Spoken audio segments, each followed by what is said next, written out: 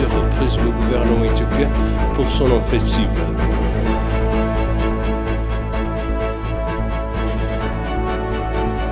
L'administration intérimaire du Tigray appelle les ambassadeurs de différents pays à soutenir la transition.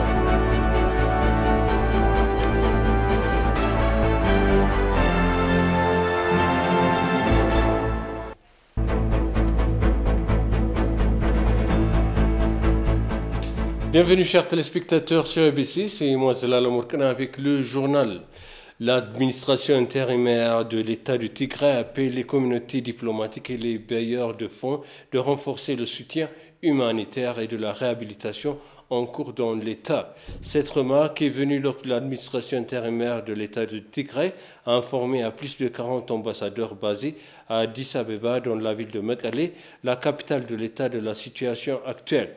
Le PDG de l'administration intérimaire de Tigray, Moulou Naga, a informé les ambassadeurs des différents pays des efforts de secours et de réhabilitation en cours dans l'État ainsi que des institutions de consolidation de la paix. En conséquence, il a été révélé que l'État de Tigray a construit des institutions de paix à tous les niveaux de Kabale, qui est l'unité administrative la plus basse au plus élevé. Dr Moula a profité de l'occasion pour appeler les ambassadeurs et les communiqués de donateurs internationaux à aider à renforcer les soutiens aux opérations humanitaires et de secours.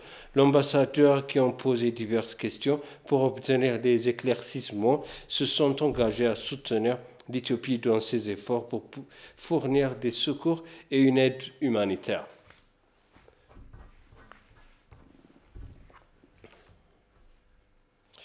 Les États régionaux d'Oromia et de Benshangul et de Gambela ont donné plus de 282 millions de bières au Tigray pour rétablir les victimes et milliers du conflit. Les chefs d'État régionaux ont rendu visite à certaines victimes à Mekelle. Voici le reportage de Betayesus Yared. Il convient de rappeler que le gouvernement fédéral a récemment annoncé la distribution d'aide humanitaire à plus de 3,8 millions de personnes dans la région. Dans le cadre de cette initiative, les États régionaux d'Oromia, de Benshangul et de Gambela ont fait don de plus de 280 millions de beurre à Tigray pour réhabiliter les victimes. En conséquence, la région d'Oromia a soutenu 200 millions de beurre en espèces et 50 millions de beurre en nature, et la région de Benshangul-Gumuz a fait un don de 15 millions de beurre. Les chefs de ces États régionaux ont appelé à des efforts de coopération pour réhabiliter les victimes.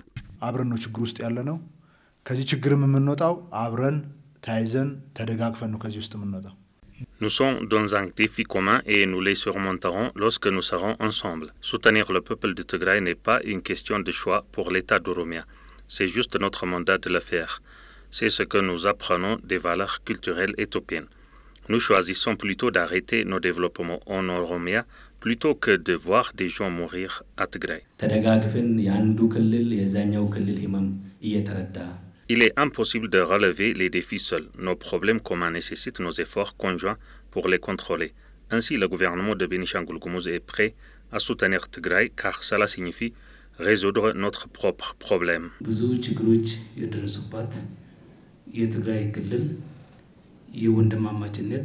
Cela fait partie de la campagne nationale de soutien à Tigray, dont l'activité socio-économique a été gravement endommagée.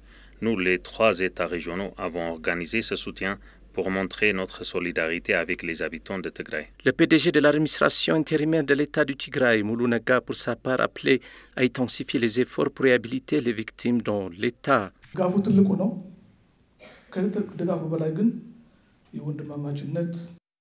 Nous apprécions le soutien, mais l'esprit de fraternité exprimé par le soutien exprime plus. C'est un symbole d'unité et de solidarité. Ce dont le peuple de Tigray a besoin actuellement, c'est d'une solidarité qui partage le sentiment du peuple. Les habitants de Tigray ont été témoins d'un esprit de fraternité et de solidarité de ces 3 régions dans leurs moments difficiles depuis le début. Et nous apprécions ce soutien historique. Les chefs des 3 États ont rendu visite à certaines des victimes à Mekelle. Le rapport irréaliste d'Amnesty International sur les massacres à Aksum et les rapports délibérément trompeurs de certains médias internationaux à la suite des rapports ont beaucoup troublé la communauté internationale. Il convient de rappeler que EBC a produit des reportages sur des entretiens avec les habitants d'Aksum lors de la célébration annuelle d'Aksum Zion de 2 jours après le meurtre de masse présumé. Voici le reportage de Tasfaye Olda Michael. Après l'occupation de la ville par les forces de défense nationale, les activités socio-économiques sont progressivement revenues à la normale. Après plusieurs semaines, les TPLF et des médias internationaux ont rapporté des massacres d'environ 800 personnes dans la ville d'Aksum, 2 jours avant le festival annuel d'Aksum Sion. Cependant, une équipe de journalistes de ETV s'est rendue dans la ville 2 jours plus tôt pour rapporter l'un des grands événements religieux en Éthiopie, la commémoration des habitants de Sainte-Marie Sion d'Aksum avait ceci à dire sur la situation de paix dans la ville. C'est une célébration pacifique, mais il n'y a pas autant de monde qu'avant. En effet, la route a été bloquée en raison du conflit dans la région de Tigray. Cependant, les vacances sont très bonnes. Ce que nous voulons désormais, c'est un gouvernement qui nous gouverne de manière démocratique et pacifique.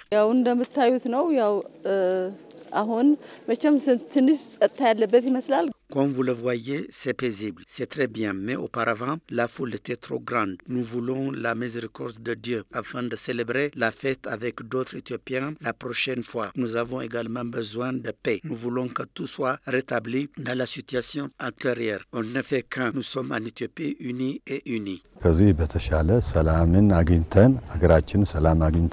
Nous prévoyons que la prochaine célébration sera aussi extraordinaire que d'habitude. Nous le célébrerons avec une grande joie alors que la nation deviendra complètement pacifique. Dieu est notre espoir.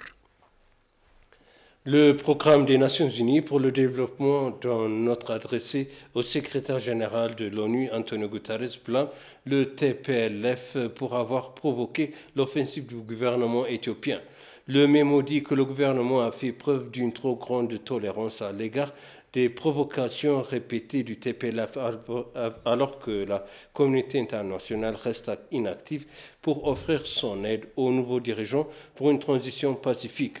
La note confidentielle de 4 pages signée par Achim Steiner, l'administrateur du programme des Nations Unies pour le développement, indique que le Front de libération du peuple de Tigray provoque l'offensive du gouvernement éthiopien en attaquant et à son parent du quartier général du commandement nord de l'Éthiopie au Tigray.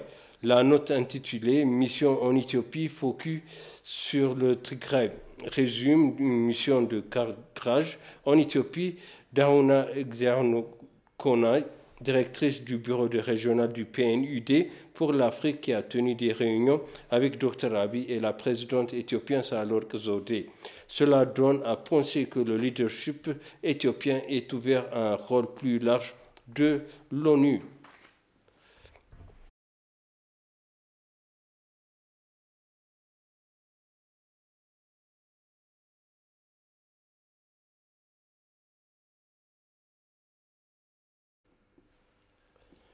Le conseil principal de la Banque mondiale à Washington, district de Columbia, le Dr Aklok Brara, dans une lettre publiée hier, a exhorté le Conseil de sécurité des Nations Unies à être juste et impartial en ce qui concerne les circonstances en Éthiopie. Dans sa lettre, le Dr Aklok Brara a indiqué que l'Éthiopie est un membre fondateur de l'ONU et un contributeur majeur aux opérations de maintien de la paix. Il accueille de l'Union africaine et de nombreuses agences spécialisées des Nations Unies. Il a souligné que la communauté internationale n'avait pas tenu le TPLF et ses alliés pour responsables des nombreux meurtres du type de Makadra signalés et non signalés dans toute l'Éthiopie. Le TPLF doit être désigné comme une organisation terroriste. Il a commis des crimes odieux et une trahison. Il est également déterminé à faire de l'Éthiopie une autre Syrie, la Somalie et ou le Yémen. Cela n'est guère dans l'intérêt de l'Afrique ou de la communauté mondiale, a-t-il souligné. Pour être pertinent, le Conseil de sécurité de l'ONU doit être juste et impartial, a-t-il souligné. Depuis la Société des Nations Unies jusqu'à Maintenant, l'Éthiopie, en tant que pays, s'est engagée à assurer la sécurité collective. Elle est attachée au principe fondamental de la Charte des Nations Unies dans la non-ingérence et tous les États ou organisations dans les affaires intérieures ou toute autre nation lit dans la lettre.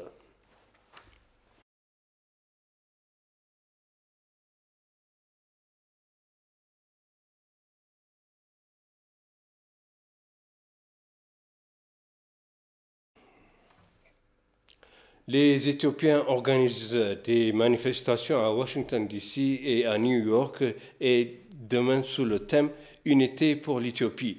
Les manifestations visent à démystifier les fausses propagandes répandues par des individus payés par le TPLF et des médias qui peuvent tenir l'image de l'Éthiopie et porter atteinte à sa souveraineté. Les coordinateurs ont noté que les groupes et les médias diffusaient des fausses informations ignorant les activités en cours de reconstruction de Tigray et apportant une aide humanitaire pour le gouvernement, la diaspora et diverses organisations caritatives. Ils ont souligné que cet acte, non seulement ternissant l'image de l'Éthiopie, mais était considéré comme une atteinte à la souveraineté du pays. Ainsi, des manifestations sont organisées à Washington, D.C. et à New York pour condamner la désinformation répandue sur l'Éthiopie à travers les médias internationaux. Divers messages sont et seront véhiculés lors des rassemblements qui devraient attirer un grand nombre d'Éthiopiens dans la région de Washington, D.C., selon le coordinateur de la manifestation. Avant la récente réunion de l'ONU sur la sécurité à New York, les Éthiopiens vont protester contre l'ingérence des puissances étrangères dans les affaires intérieures de l'Éthiopie.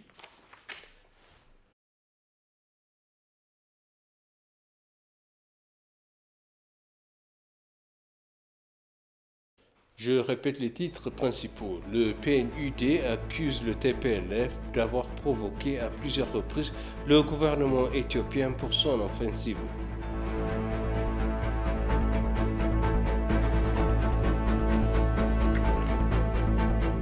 L'administration intérimaire du Tigray appelle les ambassadeurs de différents pays à soutenir la transition.